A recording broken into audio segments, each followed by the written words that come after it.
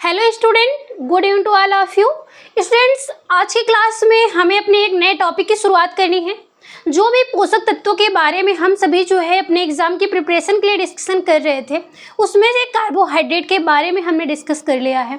आज की क्लास में हमें प्रोटीन के बारे में डिस्कस करनी है।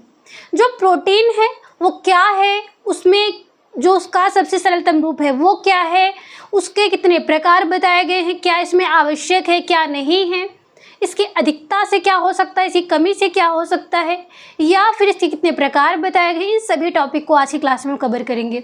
चलिए अपने क्लास की हम शुरुआत करते हैं। क्लास में जुड़ने से पहले आप सबको हम बता दें कि कोई भी आपका एग्ज़ाम है अगर होम साइंस सब्जेक्ट से रिलेटेड, वो सभी एग्ज़ाम के पॉइंट ऑफ व्यू से बहुत ही इंपॉर्टेंट टॉपिक चल रहा है। इसलिए जो भी स्टूडेंट हैं वो कमेंट कर रहे हैं कि जो है अदर स्टेट का अलग अलग से क्लासेस प्रोवाइड की जाए आपको, तो हम आपको बता दें कि ये जो क्लास है वो पूरे टॉपिक को पूरी तरह से कवर किया गया है। आप कोई भी एग्ज़ाम इससे संबंधित दे सकते हैं। जिस भी सब्जेक्ट में, जिस भी एग्ज़ाम में इस टॉपिक से क्वेश्चन पुटअप किए जाते हैं वो सभी एग्ज़ाम के लिए इम्पोर्टेंट, क्योंकि हमने जो भी टॉपिक आपको बताया है वह सभी टॉपिक पे कोई भी पॉइंट हमने छोड़ा नहीं है। इसलिए आप सभी एक सीक्वेंस से नोट्स को जो है खुद से बनाइए, नोट करते जाइए और उसका रिवाइज आप करते जाइएगा। ठीक है, एक एक पॉइंट को ध्यान से समझिएगा। किसी पॉइंट पे अगर ना समझ में आए तो आप कमेंट बॉक्स में लिखिएगा। ठीक है, देखिएगा आज की क्लास में सबसे पहले हम बात करेंगे प्रोटीन की। प्रोटीन आखिरकार है क्या? आप सभी ने वस्त्र विज्ञान को पढ़ा। वस्त्र विज्ञान में आपने देखा होगा कि रेशा, धागा, कपड़ा, फिर पहनने योग्य कपड़ा बनाया गया। इसी 5 या 4 शब्दों के बीच में पूरे वस्त्र विज्ञान को कवर किया गया था। उसी प्रकार से अपने शरीर की जो सबसे सरलतम इकाई होती है वो क्या होती है? कोशिका होती है। कोशिका से ही ऊतक बनता है, ऊतक से ही क्या बनता है? अंग तंत्र बनता है, अंग तंत्रों से ही क्या बनता है? शरीर बनता है। तो इस प्रकार से एक सीक्वेंस से चलता है। तो जो कोशिका है वो कोशिका किस चीज़ से बन रही है, अगर वो उससे शरीर बन रहा है तो कोई भी समस्या अगर कोशिका में उत्पन्न हो रही है, टूट फूट हो रही है, तो उसके मरम्मत करने के लिए भी कोई चीज़ आवश्यक होगी।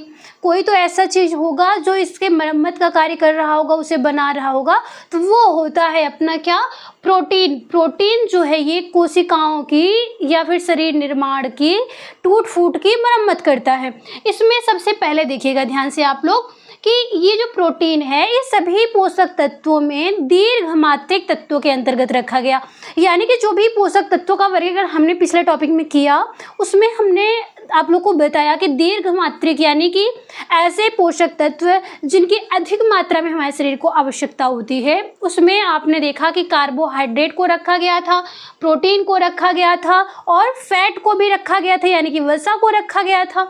तो उसी में जो प्रोटीन है ये क्या है? दीर्घमात्रिक पोषक तत्व के अंतर्गत आता है।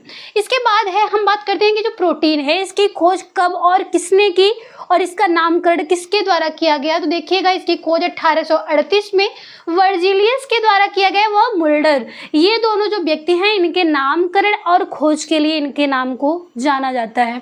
आगे देखिएगा अगर हम बात करें जो प्रोटीन है इसे आपको तो ये भी बताया गया कि पोषक तत्व जो हैं आपके उसमें से दीर्घमात्रिक के भी अंतर्गत रखा गया और ऊर्जा प्रदान करने वाले पोषक तत्वों के अंतर्गत भी रखा गया था। कई आधारों पर आपको वर्गीकरण बताया गया है पोषक तत्वों का, तो उसी में मात्रा के आधार पर दीर्घमात्रिक में रखा गया और फिर जो है कितनी ऊर्जा की प्राप्ति हो रही है उस आधार पे इसे ऊर्जा प्रदान करने वाले पोषक तत्वों के अंतर्गत रखा गया है। तो इसमें 1 ग्राम अगर आप जो है 1 ग्राम प्रोटीन ग्रहण करते हैं खाद्य पदार्थ के साथ में तो उससे आपको 4.2 किलो कैलोरी ऊर्जा प्राप्त होती है। ये हो गया आपका कि कितनी ऊर्जा प्राप्त हो रही है। आपने कार्बोहाइड्रेट में भी इसी प्रकार से पढ़ा। इसी प्रकार से एक एक पॉइंट को आपको याद रखना है। जब आप सभी पोषक तत्व जितने भी प्राप्त हो रहे हैं आपको कितनी शरीर में आवश्यकता है, ये सारी चीज़ जब आप पढ़ लेते हैं तब आपके लिए आरडीए पढ़ना बहुत ही आसान हो जाता है। आरडीए से बहुत सारे क्वेश्चन पुटअप किए जाते हैं। पोषक तत्वों को कवर करने के बाद हम आपको आरडीए का क्लास अलग से प्रोवाइड करेंगे। ठीक है, तो इसीलिए कहा जा रहा है कि एक एक पॉइंट को अगर आप लोग याद करे रहेंगे तो आपको आरडीए याद करने में बहुत ही आसानी होगी। देखिएगा आगे जो प्रोटीन है ये किस शब्द से लिया गया, एग्जाम में आपसे क्वेश्चन पुटअप किया जाता है। जो प्रोटीन है ये ग्रीक भाषा का शब्द है और ग्रीक भाषा के प्रोटियोस शब्द शब्द से बना हुआ है। प्रोटियोस जो ग्रीक भाषा का शब्द है, इसी से प्रोटीन को बनाया गया है, जहाँ पे प्रोटियोस का अर्थ होता है प्राइम मिनिस्टर का नाम आपने सुना है, तो वहाँ पे आपने देखा प्राइम मतलब कोई प्रधान व्यक्ति है जो अपने पूरे देश को गवर्न कर रहा है। उसी के आधार पर बताया गया कि जो प्रोटियोस है उसे प्राइम कहा जाता है, और प्राइम का मतलब है प्रधान, यानी कि हमारे शरीर में सबसे प्रधान स्तर पे, प्राइम स्तर पे अगर किसी को रखा जा रहा है वो है अपना प्रोटीन, क्योंकि प्रोटीन के माध्यम से ही कोशिका का निर्माण होता है। जो भी कोशिका बनी हुई वो किससे बनी हुई है? प्रोटीन की बनी हुई है। देखिएगा आगे, जो रक्त है, रक्त में हीमोग्लोबिन नामक प्रोटीन पाया जाता है। हीमोग्लोबिन जो वर्ड है, हिम जो है वो आयरन है, ग्लोबिन जो है वो क्या है? आपका प्रोटीन है। रक्त में हीमोग्लोबिन नामक प्रोटीन पाया जाता है। आगे देखिएगा, जो भी आपके शरीर में एंजाइम है, हार्मोन्स है, एंटीजन है, ये सभी जो है किसके द्वारा बनाए गए होते हैं? प्रोटीन के द्वारा बनाए गए होते हैं। आगे देखिएगा, इससे जो प्रोटीन है इसकी संरचना आपके एग्जाम में पूछी जाती है। जिस प्रकार से आपने देखा कि जल का रासायनिक सूत्र क्या होता है? H2O होता है। कार्बोहाइड्रेट में क्या देखा आपने? उसे अगर नॉर्मल फार्मूले में अगर ग्लूकोज को हम व्यक्त करना चाहे तो C6H12O6 के रूप में। उसी प्रकार से इसमें संरचना में ये बताया गया कि कौन से पोषक तत्वों से मिल करके आपका ये बनता है प्रोटीन। कार्बोहाइड्रेट किससे बना हुआ था? आप कमेंट बॉक्स में लिखिएगा। अभी हमने ग्लूकोज का फार्मूला भी आपको बताया, लेकिन उसके संरचना में कौन कौन से पोषक तत्वों को ऐड किया गया वो आप कमेंट बॉक्स में लिखिएगा। इसमें देखिएगा प्रोटीन में जो है कार्बन है, हाइड्रोजन है, ऑक्सीजन है और फिर नाइट्रोजन है। इसकी संरचना जो है कार्बन, हाइड्रोजन, ऑक्सीजन और फिर नाइट्रोजन से मिलकर के बनी हुई है। आई बात समझ में? इतना याद रखना है कि कार्बोहाइड्रेट में CHO है, प्रोटीन में CHON भी है। ठीक है। इसके बाद देखिएगा, पूछा जाता है कि प्रोटीन में नाइट्रोजन जो है वो कितनी मात्रा में पाया जाता है। अगर एक नॉर्मल एक कोई नंबर दिया गया है तो उसमें से आप सेलेक्ट करेंगे 16%, यानी कि 16% दिया गया है। लेकिन अगर वहीं पे 16% नहीं लिखा गया है, कुछ संभावित कुछ नंबर दिए गए हैं, तो उसमें से 13 से लेकर के 20% आप ऑप्शन में सेलेक्ट करेंगे। ठीक है। डायरेक्टली अगर नंबर दिया गया है तो 16%, अगर 16% ना देकर के कुछ असमंजस, कुछ संशय में लिखा गया है या फिर लगभग करके लिखा गया है तो उसमें 13 से 20% आप बताएंगे। आगे देखिएगा, जो प्रोटीन है, जब प्रोटीन का जल अपघटन होता है, यानी कि जब वो सरलतम रूप में टूटता है तो वो अमीनो एसिड में यानी कि अमीनो अम्ल में टूट जाता है। प्रोटीन को जब आप सरलतम रूप में शरीर के द्वारा तोड़ते हैं, शरीर अपने आप तोड़ता है, आपको कुछ करना नहीं है, आप तो जो है अपने खाद्य पदार्थ को ग्रहण करते हैं नॉर्मली। तो जब प्रोटीन का जल अपघटन होता है तो वो अपने सबसे सरलतम रूप यानी कि अमीनो एसिड यानी कि अमीनो अम्ल में टूट जाता है। जिस प्रकार से कार्बोहाइड्रेट जल अपघटन के पश्चात किस में टूट रहा था? ग्लूकोज में टूट रहा था। जितने भी उसके प्रकार बताए गए वो सभी, भले ही वो पॉलीसैकेराइड हो, डाइसैकेराइड हो, लेकिन वो सब टूटने के बाद लास्ट में जो है मोनोसैकेराइड्स के ग्लूकोज के फॉर्म में आ रहे थे, जो शरीर के द्वारा जो है एब्जॉर्ब किया जा रहा था, उपयोग में लाया जा रहा था। उसी प्रकार से प्रोटीन का जल अपघटन करने के बाद ये अमीनो एसिड में टूट जाता है। आगे आपसे ये पूछा जाता है कि कुछ ऐसे भी अमीनो एसिड है, ये जो अमीनो एसिड है ये कई प्रकार के होते हैं। इस अमीनो एसिड में 3 अमीनो एसिड ऐसे बताए गए हैं जिसमें गंधक यानी कि सल्फर को भी ऐड किया गया है। सल्फर युक्त होते हैं, गंधक युक्त होते हैं।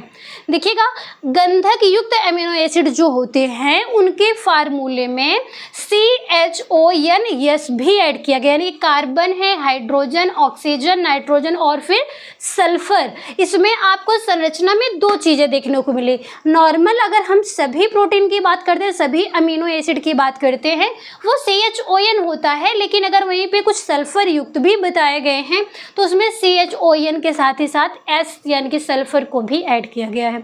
इसमें से 3 नाम आता है गंधक युक्त यानी कि सल्फर युक्त अमीनो एसिड में, cysteine, cysteine, methionine. Cysteine, cysteine, methionine. इस प्रकार से आप लोग जो है इसके नाम को रट लीजिएगा, याद कर लीजिएगा कि सल्फर युक्त प्रोटीन यानी कि सल्फर युक्त अमीनो अम्ल कौन कौन से होते हैं? Cysteine, cysteine, methionine. ठीक है। आगे आप ये देखिएगा, ये जो अमीनो एसिड है, इस अमीनो एसिड के कुछ समूह बताए गए हैं। अमीनो एसिड के मुख्यतः 2 समूह बताए गए हैं, एक अमीनो समूह होता है, दूसरा कार्बोक्सिल समूह होता है। अमीनो समूह जो होता है ये क्षारीय प्रवृत्ति का होता है, यानी कि क्षारीयता प्रदान करता है तत्वों को। वहीं पे जो कार्बोक्सिल समूह का जो होता है वो तत्वों को, जो भी खाद्य पदार्थ होता है जिसमें ये तत्व पाए जा रहे हैं, वो क्या करता है, अम्लीयता प्रदान करता है। अमीनो समूह क्षारीयता प्रदान करता है, कार्बोक्सिल समूह अम्लीयता प्रदान करता है। ठीक है, जो अमीनो समूह होता है ये NH2 इसका फार्मूला होता है। वहीं कार्बोक्सिल समूह को COOH के रूप में प्रदर्शित किया जाता है। ठीक, अब आप ये देखिएगा कि जो आपका अमीनो समूह है, अमीनो समूह और फिर कार्बोक्सिल समूह दोनों के एक एक अणु, अगर अमीनो समूह का एक अणु कार्बोक्सिल समूह के एक अणु के साथ मिलता है, ये देखिए अमीनो समूह का एक अणु कार्बोक्सिल से मिला और कार्बोक्सिल समूह का एक अणु अमीनो समूह से मिलता है, तो दोनों के बीच एक बॉन्ड बनता है। आपको यहाँ पे बहुत ज़्यादा केमिस्ट्री नहीं जाना है, केमिस्ट्री में नहीं पढ़ना है, आपको उतना पढ़ना है कि जितना प्रोटीन से संबंधित एग्जाम में टॉपिक में क्वेश्चंस पुट अप किए जाएंगे। जब केमिस्ट्री का एग्जाम आप देंगे वहाँ पे ऐसी चीज़ें, वहाँ पे बहुत ज़्यादा फार्मूला आपको पढ़ना होगा, लेकिन यहाँ पे नॉर्मल चीज़ें आपको पढ़नी है।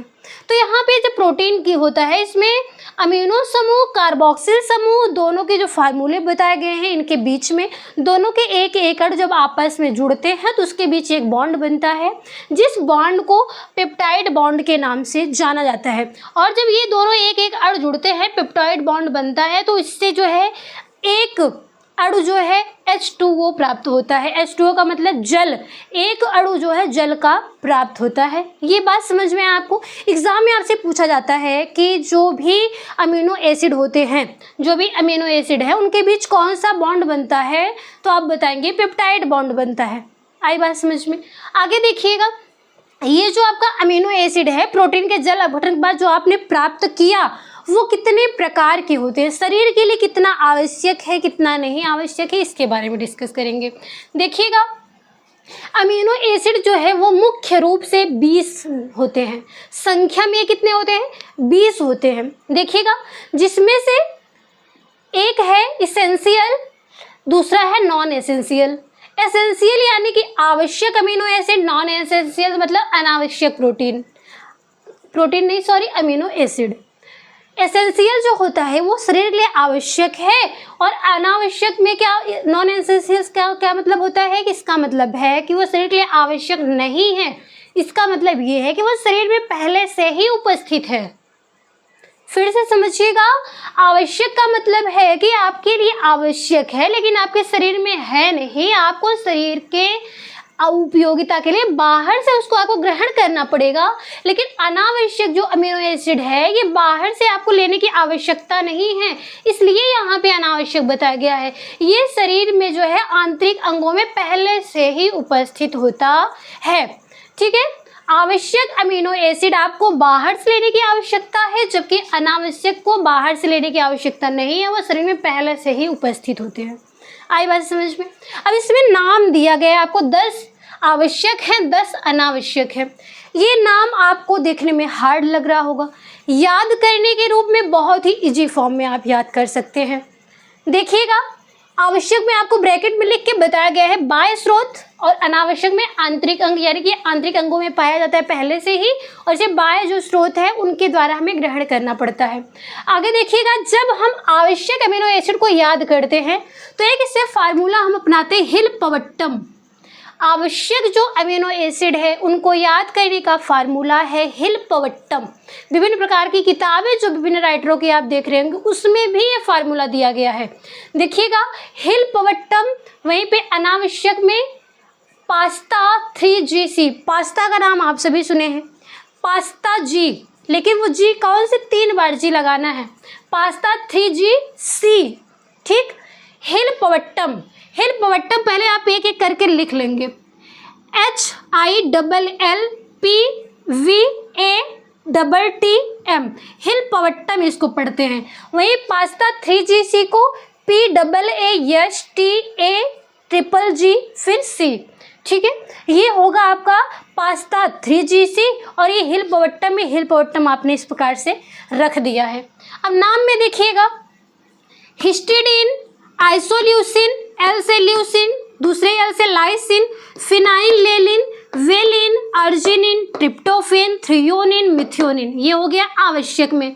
अनावश्यक में पी से प्रोलिन, ए से एलानिन, दूसरे ए से asparagine, cysteine, tyrosine, aspartate, glutamate, glutamine, glycine और सेरिन। ये हो गया आपका पास्ता 3GC।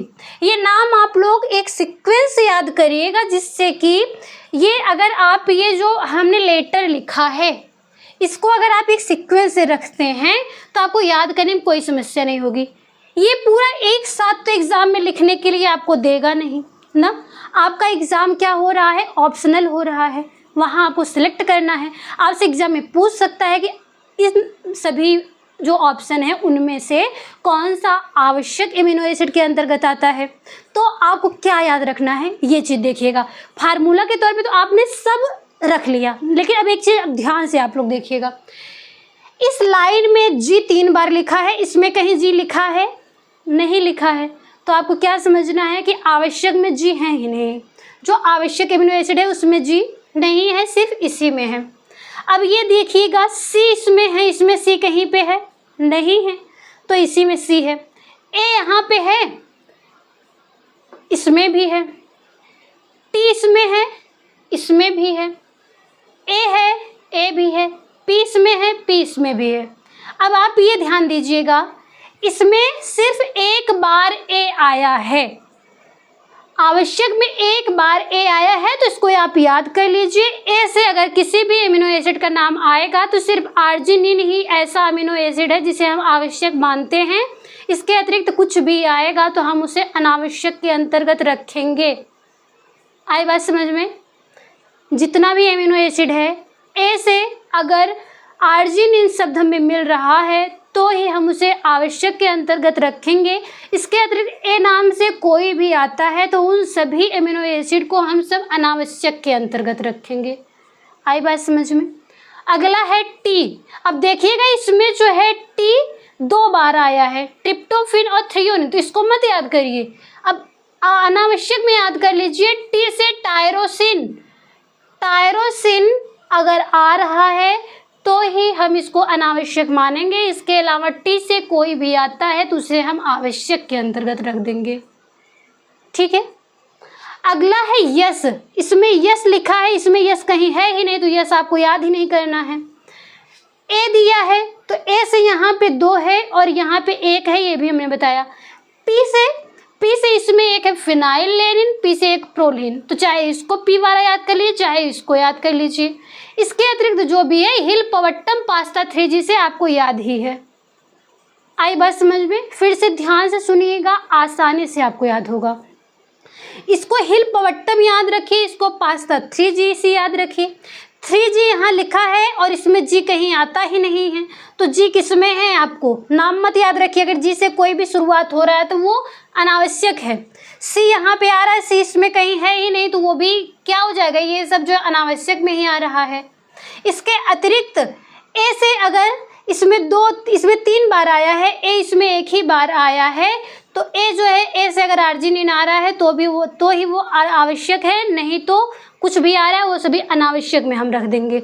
इसके अतिरिक्त जो है अगर पी से आ रहा है तो पी से प्रोलिन है, वही पास्ता में है, पास्ता प्रोलिन, ये याद रखिए। इसके अलावा जो आ रहा है फिनाइललेनिन, ये इसमें रख दीजिए आप लोग। ठीक है, और ज़्यादा इसमें उलझने की कोई आवश्यकता नहीं है आपको। ठीक, हिल पवट्टम पास्ता 3GC इस नाम से याद रख लीजिए, और जो भी यहाँ नाम बच रहा है उसी से आप सिलेक्ट करके आसानी से रख सकते हैं। अब एक पॉइंट आपसे ये पूछा जाता है कि जो भी एमिनो एसिड है उसमें से नवजात शिशु के विकास के लिए जो आवश्यक एमिनो एसिड होता है उसमें हिस्टिडीन होता है। हिल पवट्टम में जो सबसे पहले आ रहा है हिस्टिडीन, वो नवजात शिशु के लिए आवश्यक होता है। और आवश्यक एमिनो एसिड में जो ए से अर्जिनिन है वो अर्जिनिन किशोर बालक बालिकाओं के विकास के लिए आवश्यक होता है। आई बात समझ में? एच से हिस्टिडीन नवजात शिशु के लिए, ए से अर्जिनिन जो कि किशोर बालक बालिकाओं के लिए है। इस बात को आप गांठ बांध करके याद रख लीजिएगा। इसके बाद आपको कभी भी एमिनो एसिड को याद करने की कोई आवश्यकता नहीं पड़ेगी। ठीक है, एक भी पॉइंट को आपको मिस नहीं करना है। आगे देखिएगा, जो भी अपना प्रोटीन है उस प्रोटीन में क्या कार्य है उसका शरीर में। कोशिका निर्माण करना, हमने पहले बताया कि कोशिकाओं का निर्माण करना किसका कार्य होता है, प्रोटीन का होता है।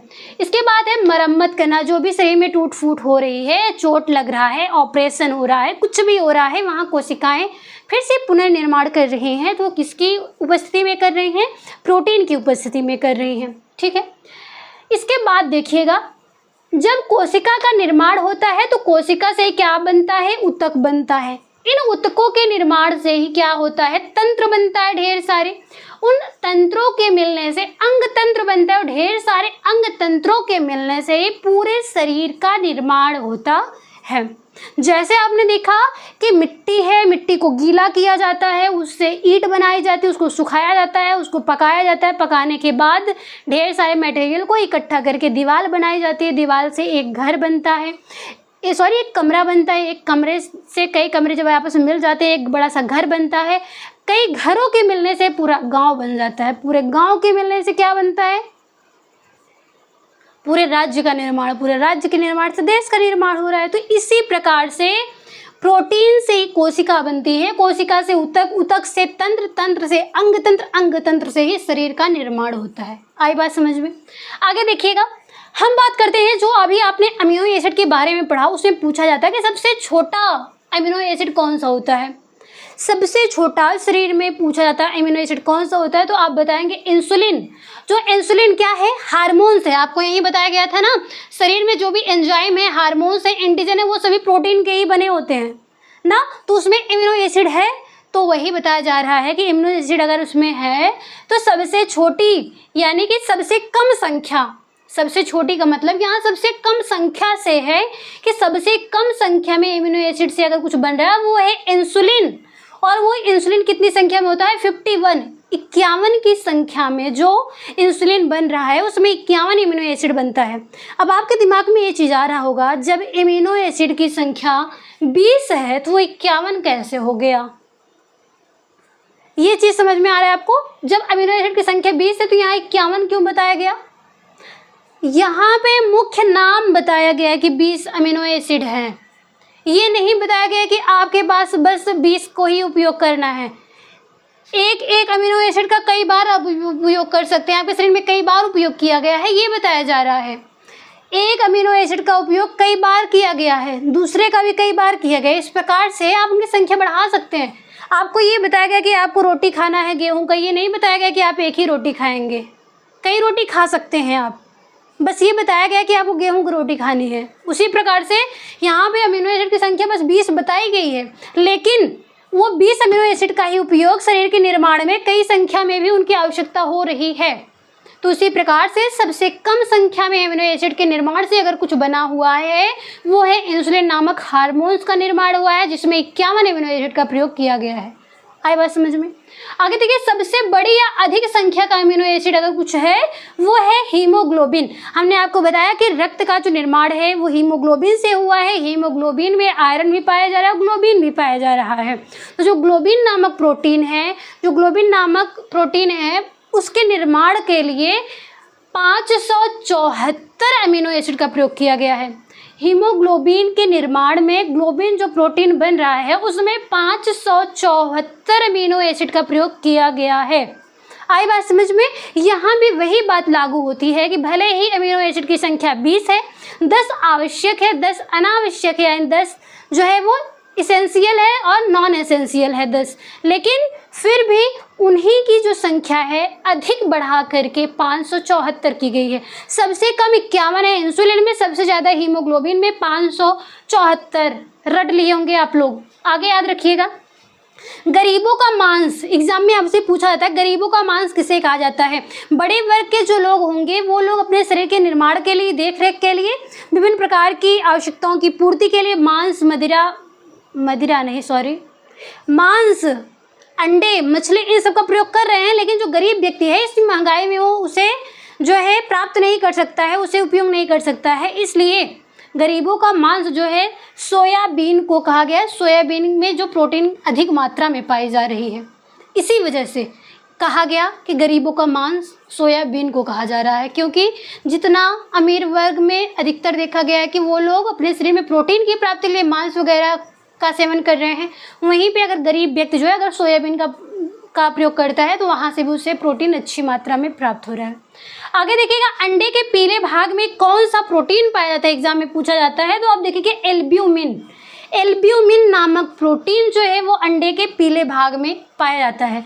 आगे अंडे के पीले भाग में एल्ब्यूमिन पाया गया। आगे बाल व नाखून में किस प्रकार का प्रोटीन पाया जाता है जो काटने पे बिल्कुल भी दर्द नहीं होता है। नाखून का जो बड़ा हुआ भाग होता है, बड़ा होता है जो आप काटते हैं उसमें, और बालों में केराटिन नामक प्रोटीन पाया जाता है जिसकी वजह से इसे काटने पे बिल्कुल भी दर्द नहीं होता है।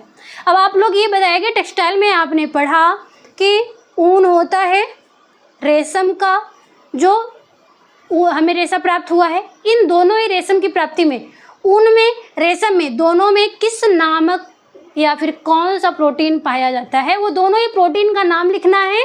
और फिर उसमें कौन सा गोंद पाया जाता है रेशम में, उसका भी नाम आप लोग को कमेंट बॉक्स में लिखना है, जिससे कि ये चीज़ आप लोग को अच्छे से याद हो जाए।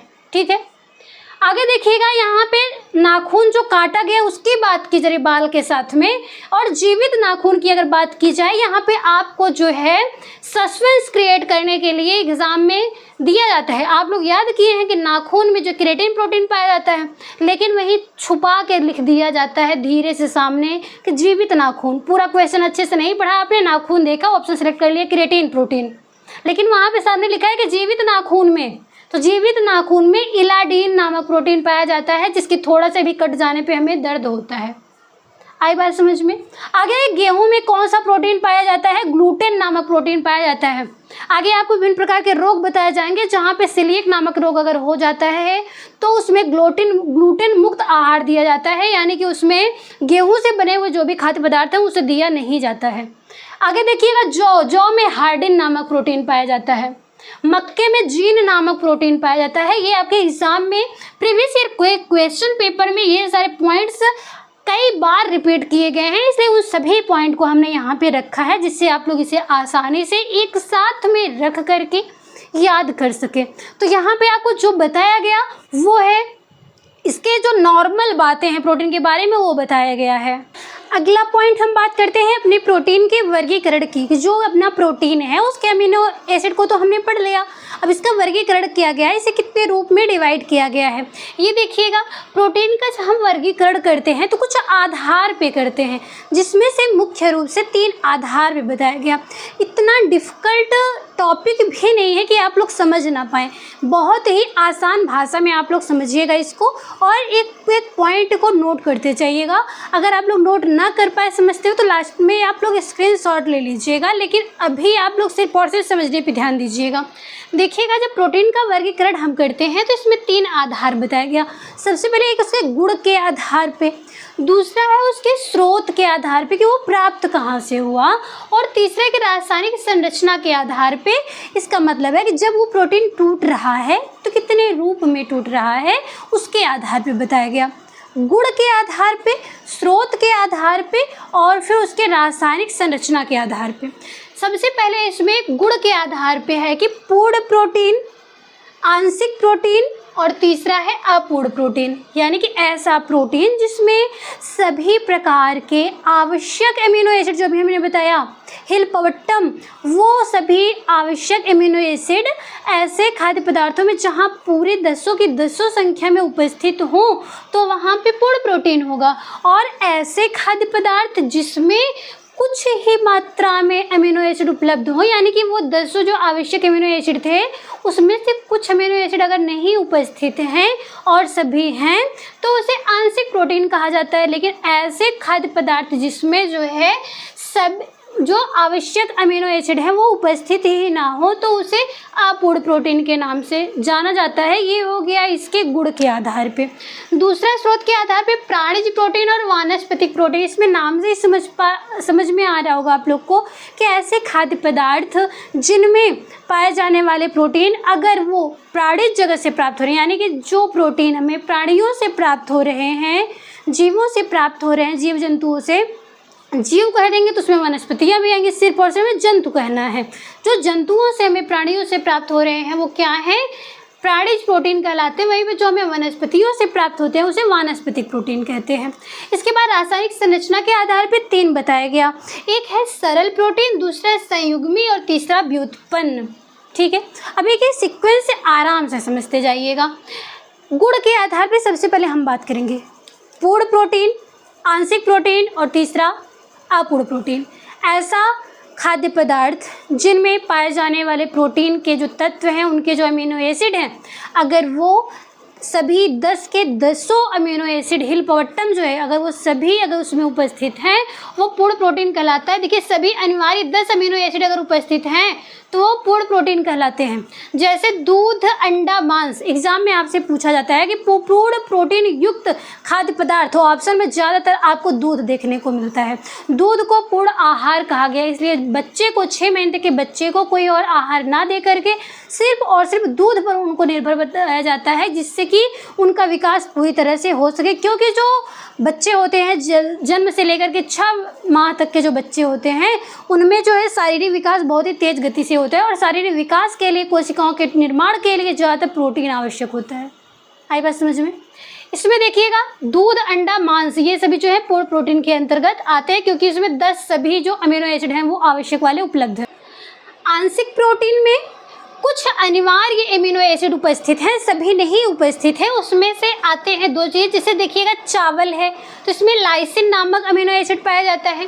दाल में जो 10 है हिल पवट्टम दिया गया, उसमें से नीचे से जो 3 संख्या में है, थ्रियोनिन, मिथियोनिन, ट्रिप्टोफैन, ये पाए जाते हैं। ठीक है, अगला है अपूर्ण प्रोटीन, जिसमें वानस्पतिक जगत से प्राप्त होने वाले जो भी हैं खाद्य पदार्थ उनमें पाया जाता है। जैसे मक्के में जीन प्रोटीन, फल में जिलेटिन प्रोटीन।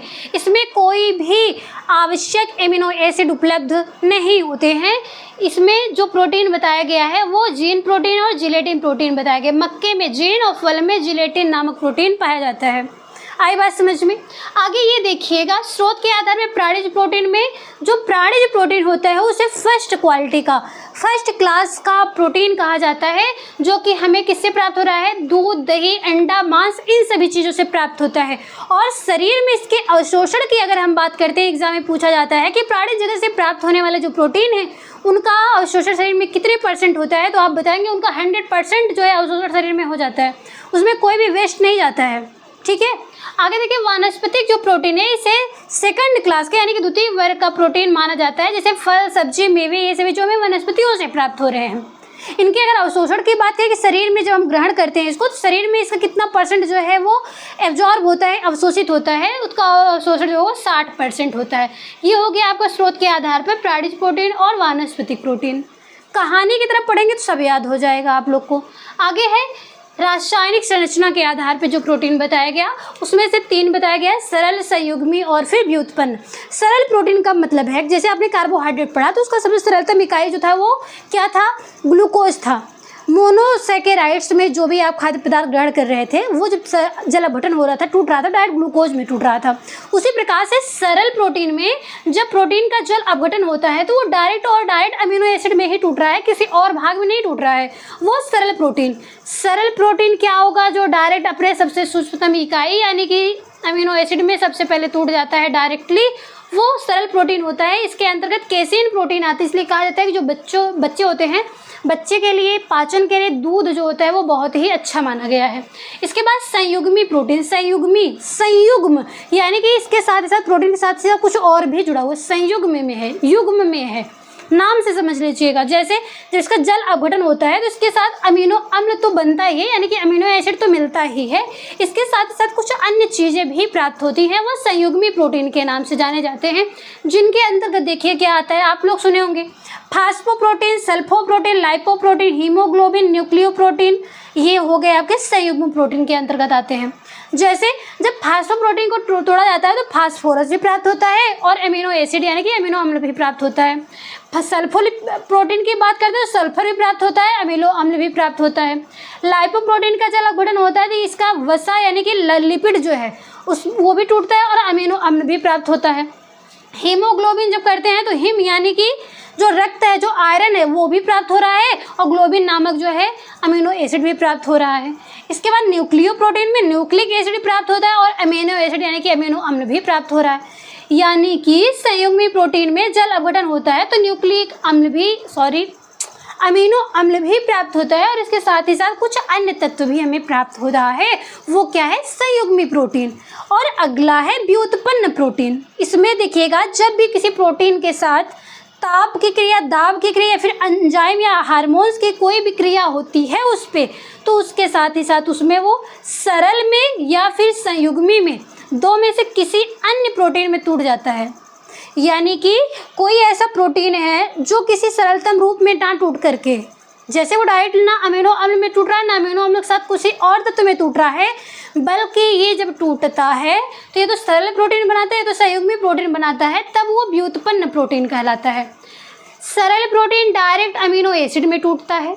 संयुग्मी प्रोटीन जो है किसी अन्य तत्व में और अमीनो एसिड में टूटता है, लेकिन वही जो व्युत्पन्न प्रोटीन होता है वो अमीनो एसिड में या किसी अन्य तत्व में नहीं टूटता है, बल्कि वो सरल प्रोटीन में या फिर संयुग्मी प्रोटीन में टूट जाता है। इसमें दो बताए गए हैं, एक है प्राथमिक व्युत्पन्न प्रोटीन, दूसरा द्वितीयक व्युत्पन्न प्रोटीन। प्राथमिक व्युत्पन्न प्रोटीन में आता है आंशिक परिवर्तन जब होता है तो इससे तीन तत्व निकल कर आते हैं, जिसमें से प्रोटियोन्स, मेटा प्रोटीन, जमे हुए प्रोटीन, ये तीन प्राप्त होते हैं। आपको इतना डीपली नहीं जाना है, लेकिन आपको याद करने के लिए ये चीज़ें आपको ध्यान रखनी पड़ेंगी, ठीक है। अगला है द्वितीयक व्युत्पन्न प्रोटीन में, जब ये पहले प्राथमिक में टूटता है फिर उसका जल अपघटन होता है, तो ये प्रोटियोसिस प्राप्त होता है पहला, दूसरा पेप्टोन प्राप्त होता है, तीसरा पेप्टाइड प्राप्त होता है। ये इसमें बार बार नहीं टूट रहा है, बल्कि जिस प्रकार से ये तीन आपको तीर का निशान लगा के बताया गया, उसी प्रकार से जल अपघटन के बाद इससे भी तीन प्राप्त होते हैं। नीचे आपको दिखाई नहीं देता इसलिए हमने सामने लिख दिया है, उसको आप लोग एक सीक्वेंस से इसी की तरह इसे भी याद कर लीजिएगा, नोट कर लीजिएगा।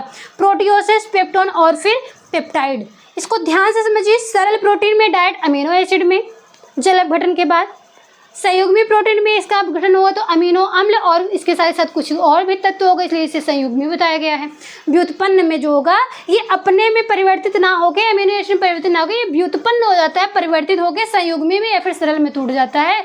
तो इस प्रकार से ये रासायनिक संरचना के आधार पर प्रोटीन तीन बताए गए हैं। इतना बात आपको समझ में आया। वर्गीकरण के साथ ही साथ आगे बताया गया है कि एक पीईएम और पीसीएम भी इसी टॉपिक के अंतर्गत पढ़ा जाता है। जो पीईएम होता है यानी कि प्रोटीन एनर्जी माल न्यूट्रिशन, और इसके साथ ही साथ पीसीएम जो बताया गया प्रोटीन कैलोरी माल न्यूट्रिशन। दो में से कोई भी नाम आप याद रख सकते हैं, इसमें एनर्जी के रूप में बताया गया, इसमें कैलोरी के रूप में बताया गया है, ठीक है। प्रोटीन एनर्जी माल न्यूट्रिशन, जब भी प्रोटीन का शरीर में कमी होता है, इससे जो है हमें ऊर्जा नहीं मिल पा रही है, इससे क्या समस्या हो रही है, क्या कमी हो रही है वो देखिएगा। जब इस शरीर में प्रोटीन की कमी हो रही है तो WHO के द्वारा बताया गया 1976 ईस्वी में कि ये ज़्यादातर जो है निर्धन वर्गों में ये कुपोषण देखने को मिलता है। जब उसे समय पर उसकी अवस्था के अनुसार, आयु के अनुसार जब नहीं मिल पा रहे हैं उसे ऐसे पोषक तत्व जिसमें प्रोटीन उचित मात्रा में उपलब्ध हो, तो पीईएम के या पीसीएम के बच्चे जो है शिकार हो जाते हैं। निर्धन वर्ग में यदि देखा जाता है, और भी साथ ही साथ 1 वर्ष से लेकर 5 वर्ष तक के बालकों में ये समस्या अधिक देखने को मिलती है। मृत्यु दर का जो कारण है वो ज़्यादातर जो है पीईएम और पीसीएम भी देखने को मिलता है। पीईएम के कारण बहुत ही ज़्यादा मृत्यु दर भी देखने को मिल रही है। इसमें जो दो मुख्य रूप से रोग बताए गए हैं उसमें एक क्वाशियोरकर है और दूसरा मैरेस्मस। क्वाशियोरकर और मैरेस्मस, जब हम क्वाशियोरकर की बात करते हैं तो क्वाशियोरकर जो है प्रोटीन की कमी से होता है। जब भी शरीर में प्रोटीन की कमी होती है तो क्या होता है कि क्वाशियोरकर नामक समस्या होती है। वहीं पर जब प्रोटीन के साथ ही साथ मैरेस्मस भी देखने को मिलता है तो क्या है, प्रोटीन और कार्बोज दोनों के शरीर में कमी होती है तो मैरेस्मस होता है।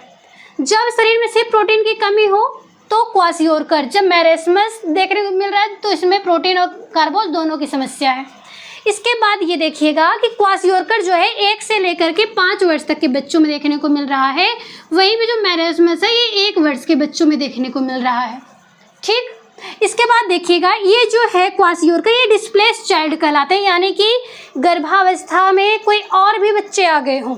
जब एक बच्चे का जन्म हुआ है वो 1 वर्ष से लेकर के 5 वर्ष का ही पूरा नहीं हुआ है, 1 वर्ष का या 2 वर्ष का ही बच्चा हुआ है, उसके बाद ही माँ की प्रेगनेंसी फिर से हो गई है, फिर से बच्चा नया जन्म लेने वाला है, तो इस अवस्था में क्या होता है कि वो बच्चे का जो है दुग्धपान करवाना माँ छोड़ देती है। तो ऐसी स्थिति में बच्चे को उचित पोषण नहीं मिल पाता है, जिसकी समस्या की वजह से ये क्वाशियोरकर नामक समस्या देखने को मिलती है। तो इस बच्चे को जिसे पूरी तरह से पोषण नहीं मिल पाया है, ऐसे बच्चे को डिस्प्लेस्ड चाइल्ड के नाम से जाना जाता है।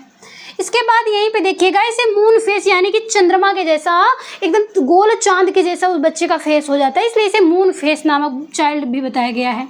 इसके बाद इसमें क्या होता है कि बच्चे का जो फेस है वो बताया गया चंद्रमा के जैसा गोला हो जाएगा, पेट जो है वो फूल जाता है, बाहर की तरफ उभरा हुआ रहेगा और इसके पैर इतने पतले पतले हो जाते हैं जैसे लगता है कि बच्चे के पैर में लकवा का शिकार हो गया है। हाथ भी पतले हो जाएंगे, पैर भी पतले, लेकिन पेट जो है वो उभरा हुआ होगा, फेस भी, गाल वगैरह जो है थोड़ा फूला फूला रहेगा, लेकिन जो फेस है पूरा एकदम से गोल जैसा चेहरा दिखेगा। ठीक है, तो ये हो गया क्वासियोरकर की समस्या। वही मैरास्मस के बारे में बताया गया कि प्रोटीन और कार्बोस दोनों की कमी से होता है एक साथ में, 1 वर्ष के बच्चों में होता है। त्वचा के नीचे इसमें क्या होती है, वसा जो है वो वसा की परत जो है ख़त्म हो जाती है। वसा आपके शरीर को कोमलता प्रदान कर रही है, एक आकार दिए हुए ना, एकदम से सॉफ्ट बनाए हुए आपके बॉडी को, लेकिन इसमें क्या होता है कि बच्चे के शरीर के त्वचा के नीचे का जो वसा है वो खत्म हो जाता है, सिर्फ हड्डी हड्डी ही देखने को मिलती है, हड्डी पसली। फिर इसमें क्या, ओल्ड मैन फेस, जैसे बूढ़े व्यक्तियों में होता है ना कि वसा वगैरह नहीं दिखाई देती, चर्बियाँ नहीं दिखाई देती हैं, सिर्फ हड्डियाँ फेस पे उभरी उभरी दिखाई देती हैं, वैसा इसका बच्चे का फेस जो है ओल्ड मैन फेस दिखता है। इसका मंकी फेस, बंदर के जैसा भी फेस उसका दिखने लगता है। इसका पिजन चेस्ट यानी कि जैसे कबूतर देखे होंगे आप लोग, उसके गले के पास से चेस्ट जो उसको उभरा हुआ दिखता है, उसी प्रकार से बच्चे का जो चेस्ट है, जो यहाँ पे फेफड़े की पसलियाँ वगैरह होती हैं, हड्डियाँ पसलियाँ होती हैं, वो एकदम से उभरी हुई दिखती हैं और फिर से पेट वगैरह एकदम से चिपका हुआ होता है। तो इसी प्रकार से इसको बताया गया कि इसे पिजन चेस्ट के नाम से बताया गया। ये हो गया आपका मैरास्मस और यहाँ पे क्वासियोरकर, ये दोनों जो हैं ये पीसीएम और पीईएम की कमी से देखने को मिलता है। ठीक है, तो यहाँ पे आज की क्लास में आपको जो है प्रोटीन नामक जो भी टॉपिक था आपका, इसे कवर कर लिया गया है। आज की क्लास को हम यहीं पे कंप्लीट करते हैं। किसी भी स्टूडेंट को किसी भी पॉइंट में कोई भी समस्या हो तो कमेंट बॉक्स में लिखिएगा, उसका सलूशन आपको नेक्स्ट टॉपिक की क्लास में दिया जाएगा। मिलते हैं आप लोग से हम नेक्स्ट टॉपिक के साथ नेक्स्ट क्लास में, तब तक के लिए धन्यवाद।